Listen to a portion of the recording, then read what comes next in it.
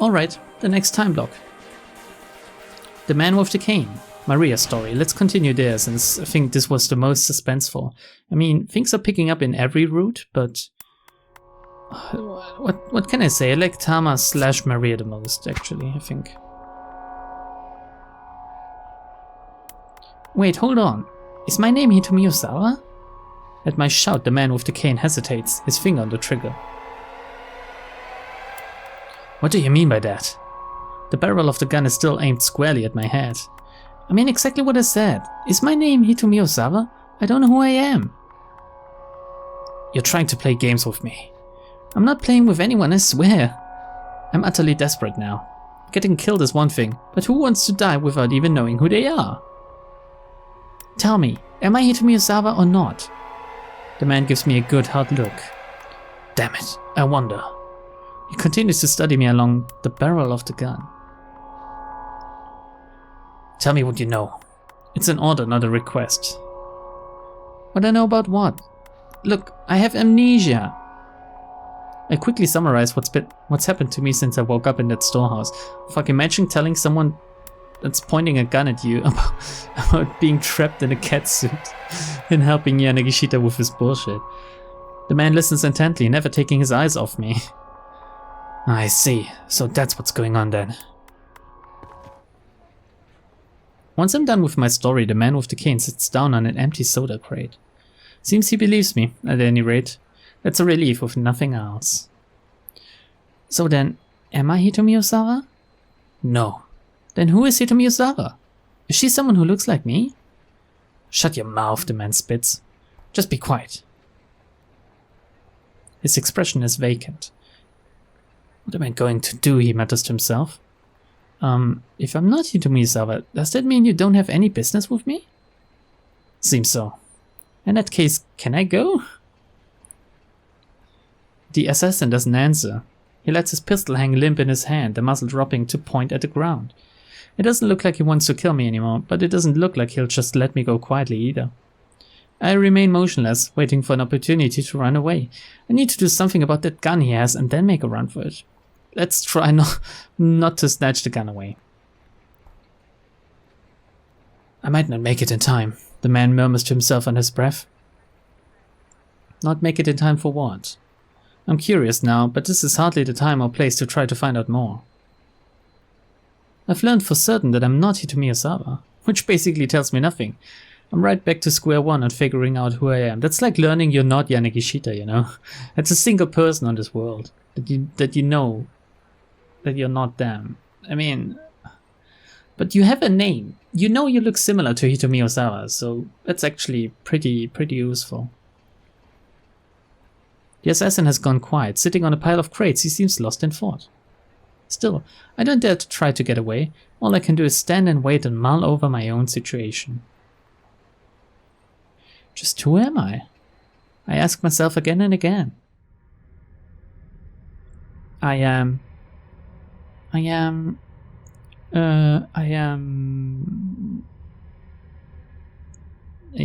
who am I? No, I have no business with you, the man finally says. Go, don't worry, I won't follow you. I wonder if I can believe him. Maybe he's just trying to get me off my guard so he can shoot me in the back. What would be the point in that? Come on. Do not go to the police or go back home, he continues. Lay low by yourself somewhere for a while.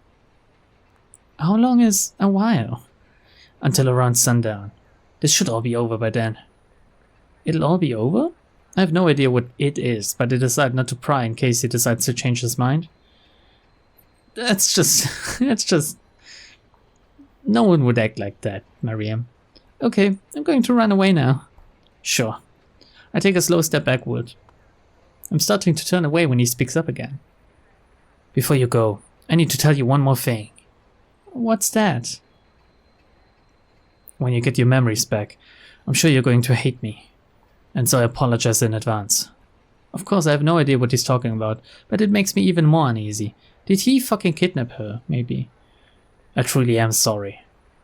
I've got no response for that, so I just give the man one last look before I turn and run. What did he do? What's his agenda? I decide to look for some place to hide out for a while, as the gunman suggested.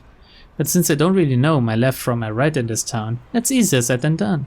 Before I realize it, I've made my way back to the knick-knack shop where I bought the necklace. Oh god, no. Maybe I could hide out in here. As I contemplate that possibility, I hear an all too familiar voice. Tama, Tama, Tama, Tama! There's Mr. Yanagishita on the floor of the shop. He's been tied up with some rope. What happened, boss? Look at this. It's all just... I was framed. Nah, whatever's happened, I'm pretty sure it was all his fault. Just call it a hunch. He says I'm a thief. Well, I say he's the thief for selling stuff he finds around town. Hey, the sales clerk steps into view, scowling. Just what are you implying? What in the world is going on here? I haven't the foggiest. Tama, help me, please. Yanagishita kicks and squirms like a hyperactive child. Do you know this man? The sales clerk asks. No, well, I mean, sorta. He's a real pain. He's been making a scene like this for as long as he's been here. I find it hard to imagine a worse way to interfere with someone's business. I hate to ask, the clerk continues, but could you take him to the police for me? The police? Yeah. Oh, well, the police. The gunman did specifically warn me not to go to them. I feel no loyalty to that killer, but I'm reluctant to antagonize him. And for reasons I can't explain, I have a strong sense that going to the police right now is a bad move. But Mr. Yanagishita isn't privy to my thoughts, and he looks up at me with a hopeful gleam in his eyes. Yeah, that'll work. Tama can take me to the police, and then we can put this all behind us. All's well that ends well, right? Well, sure. Feeling like I have no choice, I leave the shop with him. Oh, it was Tama speaking, okay. So what did he do? What did he try to steal? Oh, look at him. Okay, Mr. Yanagishita says excitedly as soon as we're out of earshot. Now let's go find Chiri. Huh? Are we going to the port? What? No, we're not really gonna go. Oh man, I'm so glad you showed up, Tama. Now come on, let's go find Chiri. From the big grin on his face, I have an inkling of what's coming next. You've thought of another get-rich-quick scheme, haven't you? Goodness, Tama, you can see right through me. It's not that difficult. It's practically written all over your face, boss. But Mr. Yanagishita isn't really listening. He's too full of Oh, fuck. I should really stop playing around with the joystick. He's too full of enthusiasm. This time, I got a line on 10 million yen. Come on, let's go make ourselves stinking rich. He punctures his grand announcement by pointing fervently at some non-existent listener. That's me.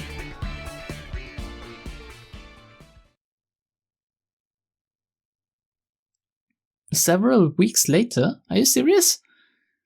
I guess this is a bad end then. Iron Stomach, a celebration of truly astonishing appetites, when a mighty ice stomach triumphs over the endless... Okay, I was too slow. I stand with Chiri on the winner's podium. The cheers and applause are deafening when the master of ceremonies makes the announcement. Look at Maria laughing like that. That's so wholesome. Chiri is the champion. She laughs with delight as she holds up the trophy that signifies her 10 million yen win. And me? I got runner-up. I wasn't too into the idea at first, but after giving it a shot, I found that professional gluttony kinda grows on you. Even I was surprised by how much I could eat, and I had to admit, it felt kinda good. My memory still hasn't come back, but that doesn't matter anymore. I found myself a new purpose. Iron Stomach.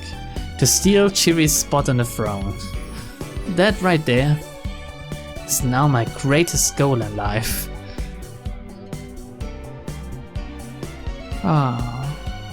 That's not a bad end. Sometimes the bad ends are the good ends, aren't they? The throne of gluttony. Tama never got her memories back. She ended up starting a new life on a competitive eating circus. Which may not be a horrible fate, but wouldn't it be better if she recovered her old life as Maria?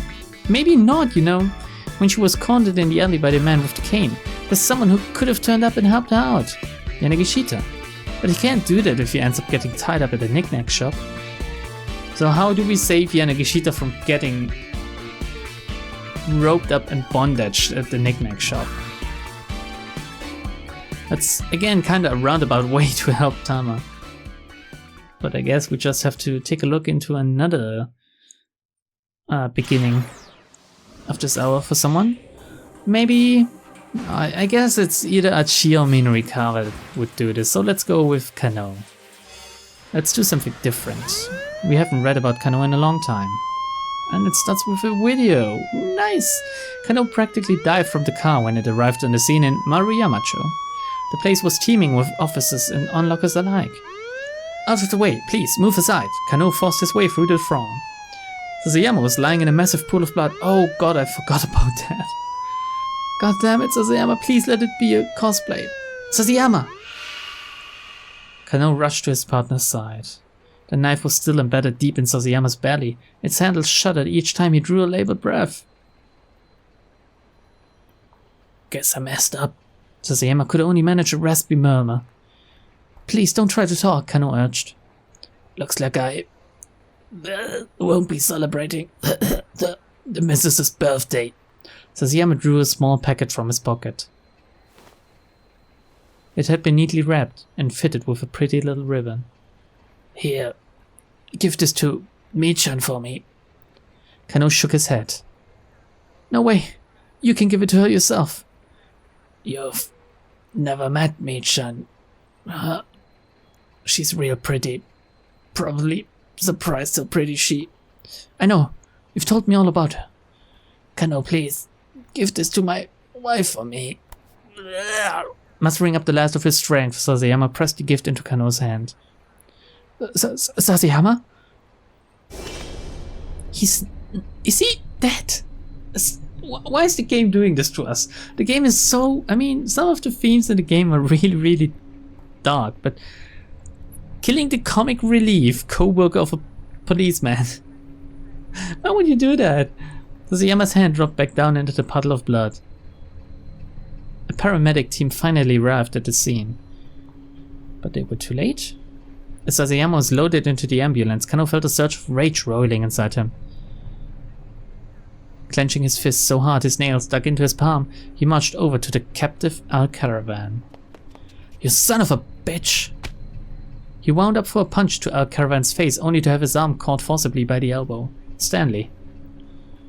Spinning his head around, he found Stanley standing there. We now know that Stanley is playing a two-sided game as well. Let go of me, Stanley! But the American had a grip of steel and Kano's arm wouldn't budge. Is he Superman? They allow you to assault suspects here in Japan, do they? Kano bit his lip and then lowered his shaking fist. No, of course not, he growled. Caravan let out a nasal chuckle as he watched the pair. With a cold glare, Stanley strolled over to him. Oh, is he gonna punch him? Because he's allowed to? No. He leaned in close to whisper something, and all at once the blood rained from Al-Caravan's face. Visibly shaken, Al-Caravan said something back to Stanley. What are they talking about? Stanley gave a slight nod, then left the captive with the police escort. Kano went over to him. Hey, what was that all about? Apparently Al-Caravan gave Hitomi some instructions. Told her to get into a blue minivan that was parked along Dogenzaka. So Stanley's hunch had been correct. But why had Al-Caravan confessed so quickly? How do you get him to talk? You don't need to know that. Turning on his heel, Stanley went to report the news about the blue van to the task force. Kusei immediately directed the detectives nearest to Dogenzaka, I guess, to look into it, but they found no blue minivan in the area. The order then came down for all personnel to search for the vehicle. Ah, that's a dart. Kano thought back to another item in the Dick diary. Dick dictum number 14. Use the dead as a stepping stone. Be sure to die a stepping stone yourself. Damn. That's not nice. In the abstract, Kano could appreciate the nobility of self-sacrifice, but when he thought of Sasayama's blood-stained figure, it wasn't so easy to keep his emotions in check. First time you've ever seen a fellow officer get hurt?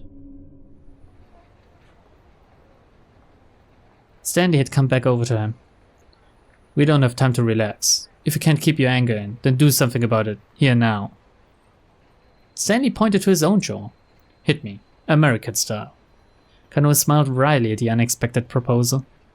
No thanks, I'll be fine. Hitting this man wasn't going to make Kano feel any better.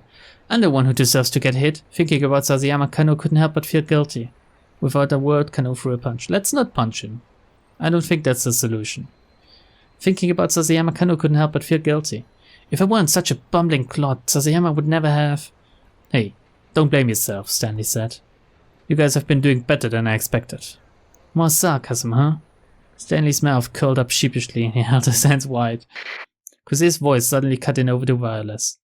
We've located the blue minivan. It's in Jinan Wanchome on Koendori. Hitomi might be there. And maybe the kidnapper's ringleader would turn up too. On pure reflex, Kano broke into a run. Stanley followed close behind. Guess he doesn't know the direction, huh? They sped through the back streets, making their way towards Koendori. Kano was a pretty fast runner, but Stanley kept up with him without apparent difficulty. Were you in the army or something? No, the Marines. United States Marine Corps, a rapid deployment force specializing in amphibious landing operations, an independent branch of the armed forces along with the Army, Navy and Air Force. The Marines' motto is Semper Fidelis, Latin for always faithful. Ah, that's bad. We know that he's a bad man. At least we have to assume it, since Kanan warned Maria about him, right? Maybe he is actually one of the good guys and Kanan is one of the bad girls. It wasn't much further to Koendori. Kano, if we find that van, don't get too close, Stanley warned. It could be a trap. These people will do anything to carry out their goals. Anything, huh?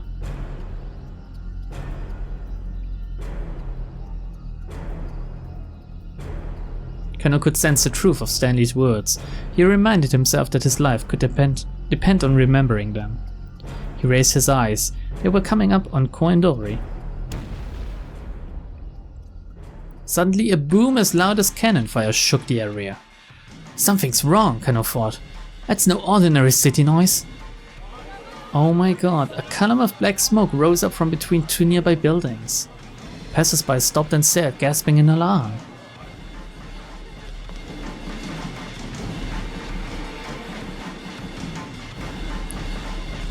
Oh, the fucking blue minivan exploded. Are you serious?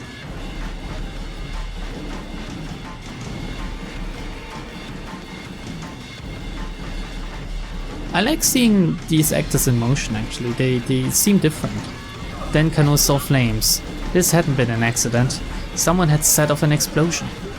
Several people were on the ground nearby, evidently injured by the detonation. Oh, fuck me. Mr. Minorikawa! Mr. Minorikawa! A high school age girl was crying, clinging tightly to a man who had been caught in the blast. No, Minorikawa! Kano recognized her as the girl he talked to earlier during the traffic jam. The man looked like he might still be alive. Kano hurried over to them. Police, he announced. Blood was streaming from the man's mouth. He'd clearly suffered some internal damage. Hang in there, buddy, Kano told him. Stay with us.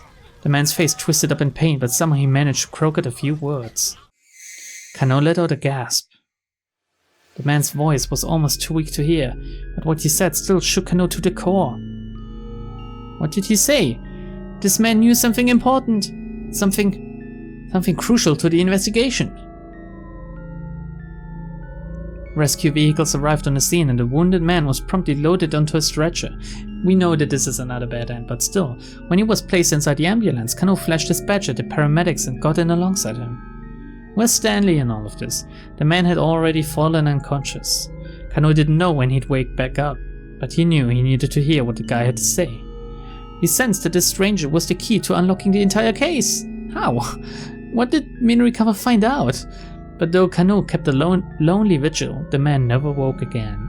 Oh fuck, the antiviral that had been given to Hitomi. The blue minivan El Caravan told Hitomi to look for. And now, the minivan exploding. Kano was sure this man had known how all of these tied together. But now, the key to solving the case was gone for good.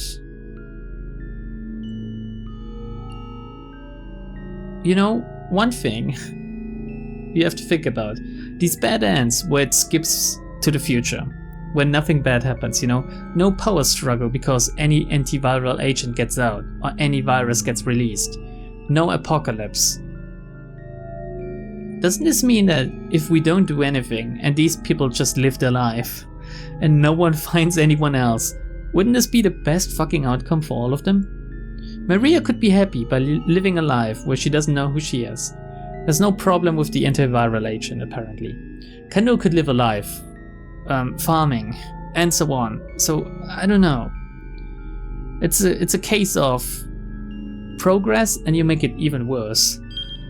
Kano tried to get information from a man who was caught in the explosion, Minorikawa, but he arrived too late. If Minorikawa hadn't been caught in the blast, things would have gone differently for Kano. At 3:30, somebody shouts something, and depending on what they shout, both Kano's and Minorikawa's fates may change. Somebody shouts something. Okay, I'm gonna look into this next time, since this is enough for now. This was a pretty downer episode, I think. A pretty downer scene with this explosion. Damn. Bye.